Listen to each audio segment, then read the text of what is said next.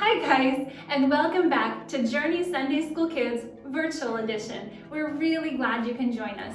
In this time when we can't gather together, it is so important to continue to build our faith by watching sermons and Sunday school online and listening to Christian music. It really fills our hearts and our minds with uplifting and encouraging thoughts, and we're so glad you can join. Last week, Diana showed us how the disciples learned to trust Jesus because he's in control of everything. Even the wind and the rain listen to him. This week's lesson also takes place on a boat. My name is Tanya, and today I will show you how you and I can learn to trust Jesus every single day.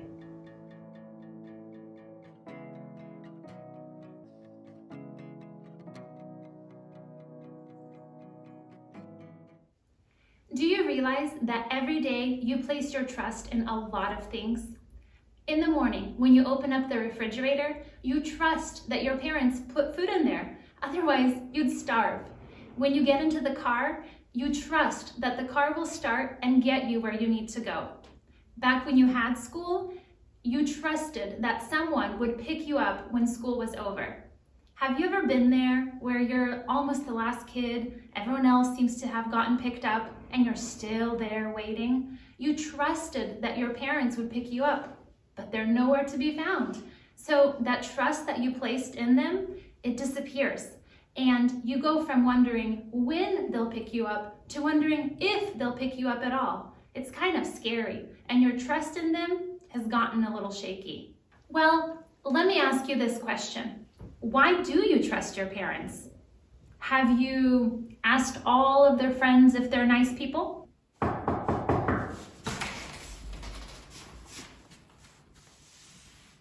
Or maybe you interviewed them yourself.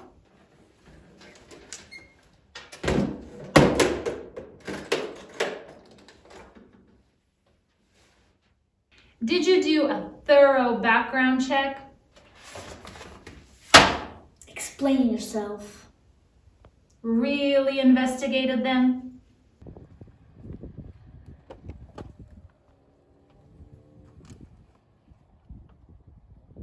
Well, how about a Google search? No? Of course not. That's not why you trust your parents. You trust your parents because they are trustworthy. They have shown and proven themselves trustworthy by taking care of you. When you were a baby, they fed you. When you got a little bit older and wanted to play in the street, they stopped that from happening and protected you. When you got a little ambitious or wanted to explore and wanted to eat those bugs in the backyard, they stopped you from doing that because they love you and they want what's best for you. You trust your parents because they have been taking care of you for all of these years. And that's exactly why we trust God. He is so good at taking care of us. When Jesus walked on this earth, a lot of people followed him everywhere that he went because he did so many good things for them. He took care of them. He healed the sick. He fed the hungry. He made the blind see. He was so good at what he did, and people wanted to be around him. But sometimes he got a little tired. And one day, after he had fed 5,000 people, he just wanted to be alone and spend some time with God. So he told his disciples to go on a boat by themselves, and he would catch up with them later. He went on a mountain to pray. And we find this story in Matthew chapter 14. So Jesus spent some time on the mountain praying, and the disciples, well, you guessed it, they found themselves on a boat again in the middle of the lake with another storm. And those poor disciples, they just rowed and they couldn't quite get anywhere. They were still in the middle of the lake. It was about 3 a.m, and Jesus saw that they were having a hard time. So he decided to help them out because we can always trust him to help us out. So you know what he did? He walked on the water to them.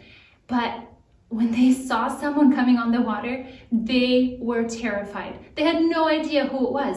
Was it a ghost? No, we don't believe in ghosts. Well, who was it then? Jesus saw that they were terrified, and he told them, "Don't worry, it's me." And then Peter got so excited. I mean, Jesus right there in the middle of the lake with them. They've already seen what he can do. So he said, "Lord, if it's really you, help me walk on the water to you." And Jesus said, "Sure, come on." So Peter climbed out of the boat. Yes, he climbed out of the boat and he stepped on water. He started walking on the water to Jesus, and it was amazing. But then he could feel the wind blowing on his back, and he looked down and he can see the waves lapping at his feet, and he got scared and he started to sink. And then he looked up at Jesus and said, "Jesus, help me, I'm sinking." And Jesus reached out his arm, grabbed him, and helped him into the boat. And you know what happened? Instantly, the waves calmed down. Everything was quiet. And the disciples were in awe. They bowed down and worshiped Jesus because they could again see that he was in control and they could trust him. You know what I really like about Peter? Is that even when it was him that messed up, he didn't trust Jesus. He kept his eyes on Jesus and he was fine. He was walking across. But the minute he took his eyes off Jesus and started worrying about himself and what was going to happen, he started to sink. But what I like about him is that he called out to Jesus and he asked him to help him. And you know what? We should be like that too. When we have a problem in our lives, we should call out to Jesus to help us. There's a lot of scary things going on right now. A lot of unknowns with the coronavirus. Are my parents going to have jobs? Is someone in my family going to get sick? Will my friends still want to be friends with me when school starts again? Will they even remember me? What about my grades? How am I going to get good grades? Are we going to have grades at all? Am I going to have to redo school? There are so many questions. Are the stores ever going to have toilet paper? Just kidding, that's just me. I'm sure they will. But you know, we all worry about something, and some things could be really silly and others could be really important. But it's really important for us to call out to Jesus and ask him to help us, because in the end, that's the only person who can help us. When we rely on our own strength, like Peter was doing, when he thought that he was going to be able to walk on water by himself, he failed. And you and I will surely fail if we put our trust in ourselves. But when we trust in God, we will be successful every time. And I really want to encourage you to trust God every single day. Even if you mess up, continue to read the Bible and pray and ask him for help, and he will be there for you. Our memory verse is from Proverbs chapter 3, verses 5 through 6. Repeat it with me.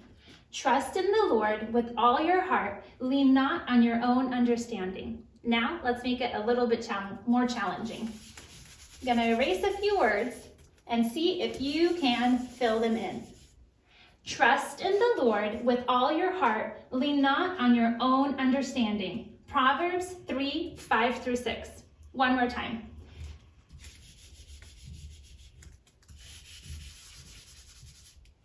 Trust in the Lord with all your heart. Lean not on your own understanding. Proverbs 3, 5 to 6. Repeat this a few times this week and you'll surely memorize it. Have a great week. Thanks so much for joining us. We hope you enjoyed learning about trusting God. I want you to remember to check out the links below for some songs that you can learn with your family this week that will encourage your heart, and as well as some activities that you can do in your free time. So have a great week prepping for Easter with your families. We can't wait to see you hopefully soon, and Christos Voskres. Every day I can know greater is the one who lives inside me. Super big, super strong, super wonderful God. Super big, super strong, super wonderful God. Whoa, whoa,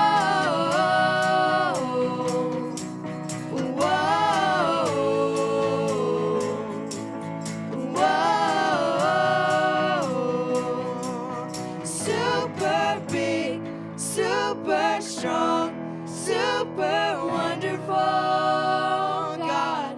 Super big, super strong, super wonderful God. Whoa, whoa, whoa, whoa.